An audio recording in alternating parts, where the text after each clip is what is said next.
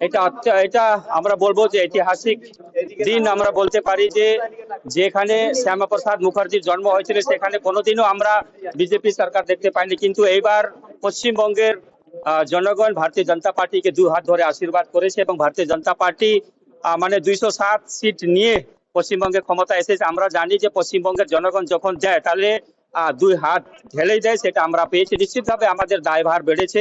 আমরা সবসময় বলতাম যে जिस कश्मीर में शहीद हुए मुखर्जी वो कश्मीर हमारा है, जिस बंगाल में जन्मे मुखर्जी वो बंगाल भी हमारा होगा। और আজকে সে বাংলায় আমরা ক্ষমতা এসেছি। আপনাদের মাধ্যমে পশ্চিমবঙ্গের জনগণকে অসংখ্য ধন্যবাদ আমরা দিতে চাই। আপনারা আমাদেরকে পরিষেবা দেওয়ার জন্য, সেবা করার জন্য একটা সুযোগ দিয়েছেন।